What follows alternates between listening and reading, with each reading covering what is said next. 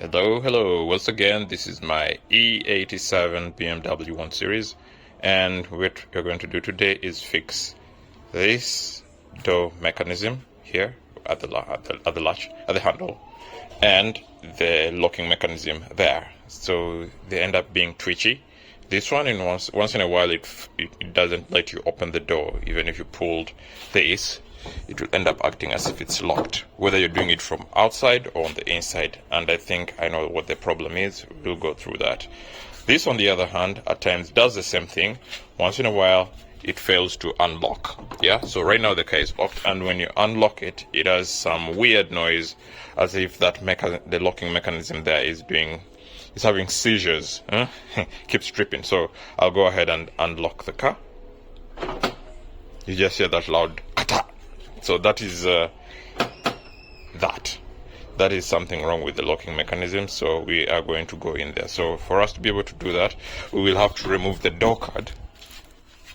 We will have to remove this door card, then have access internally, be able to access these screws that hold in the lock. There are three. There are two here visible, then one is on the inside. I will need a T30 to be able to open those. Then I will be able to replace it with one that I happen to buy on eBay. Yep, I have one from eBay here. It's a used part, but it will work because it's refurbished. So we will be replacing the one that we do have in here with this one, and we hope that we don't hear that double clicking, and yeah, the door will be able to open quickly. So I'll go ahead and start off with removing this. But to do that, I have to remove this trim piece. Behind that trim piece, there are a couple of nuts and screws rather. So those are the ones I'll be removing, then be able to pluck off this. So we will get there. All right. So you end up prying this off, which I already did. And there are two screws. One up here, right over there. And another one at the bottom, right over there. These are actually T20s, so I'm going to use the T20 Torx thingy and get these off so that I can be able to pull off the door card. Now that the screws have been removed, I'll go ahead and pry this thing off the car. Be careful not to scratch any surface possible. I'll pull this card off. So I'll go ahead and separate the card from the door. Try to do some pulling here. There are clips in here that hold it together. So I'll have to use two hands to be able to pull this off. There you go.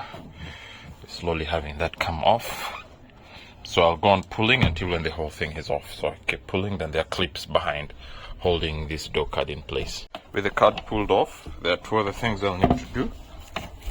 Disconnect this wire that goes to the window regulator, then also remove this piece that goes to the lock. So for me to be able to pull off this, I'll have to unhook the clip that is underneath here, where then I should be able to twist it upwards and out. Yeah, upwards and out. Now that the card is off, we have a vapor barrier and everything is behind. Whoever was in here last didn't seal it off properly, but I'm going to pull away the vapor barrier and work my way through to be able to reach this guy here. So like I mentioned earlier, there's another T30 nut here, screw. Now that we're here, the next thing would be to remove these three items. One, this that is responsible for locking. Then this to unlock the door, it's the cable, and this is the connector that electronically locks the door. So there are two tabs on the side to pinch, so I pinch that and that is out. For this one, we'll just have to pull this slightly lower target, then we're able to unhook it from here as well. And the other item, this one, we just simply pull it down, just pull, slight tug, and it's out. So now that we have this ready, the next step would be to get our T30 bolts off and pull out the whole mechanism, which I'll show you after. Now that we've disconnected the things on the external bit and loosened this, I've removed the two from here, this one and that one. But before I totally get this one out, I also have to detach the inner mechanical lock or lever, the one that pulls the lock from the outside, from the locking mechanism. And to do that, there is that over there, this. So this is what I need to tug down and pull out. So pull down and out, then same thing here, pull down. Well, I need to give it some, I need some more leverage to pull this out. Just have to pull on it really hard. Not really hard, but pull it, tug it forward, and we've released it. Now with that released, torn gloves, get rid of this nut here and get the whole mechanism. So many years it's been in here, it was a bit stuck in here, so just pull it apart. They are the seals, the ones that are actually stuck in. So just wiggle it out. With elbow grease, I was able to just pull it out without touching the rail itself. So we have the old one here. Looks pretty messy and dirty. Wow. No wonder the thing started jamming. This is terrible. So what I'm going to do, I'm going to do some little wiping on the inside. Make sure that the place is clean, so that also this seal, the weatherproofing, can actually protect off these components pretty well, as compared to now where everything looks a bit dirty and full of moisture. Parts. This is the old one, that's the new one, and if you notice, this mechanism here that allows you to pull the pin up and down when locking the door has a lot of play compared to this one here. This one is actually quite fixed. So I believe that is the genesis of this thing doing the triple clicks or the double clicks whenever you try to open, and at some point it messes up the system, so it doesn't know whether the door is open or closed, and it becomes hard to open. So out with that.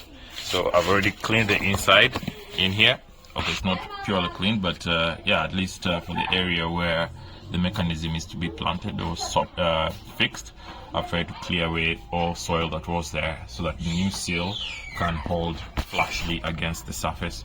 So I'll go ahead and fit that in, wiggle it back in, just like the way I wiggled out this old one, and see how it all goes. So I'll get back to you after that. Now was to fit in this new mechanism, but before I fitted that in and locked it down, I made sure that this gets slotted in and is tight, so that when you pull the mechanism, you can open the door. Now the next thing would be to plug in all these guys in here and see if we can put it together and it works. In reverse, we fix these guys back in. So we'll push this back in, clips, then we will get our this and slot it back in. So just slowly fit that in, tag it down below here, and it goes in. Then get this in as well. Just make sure this orients upwards through that hole, and just push that in hard in there, and that's it. So this guy should be good. Now the next thing would be to carefully put back the door card. I'm not going to fully lock it in, but I'll just want to test and make sure that it actually locks and unlocks. Everything has been put in place, so I'll go ahead and close the door and see if there is change. I'll try and pull it from here. I can open. Just make sure we don't have the... Okay. Now it's closed. Let's see if we can lock it and unlock and not have that double noise. Yeah. Locked.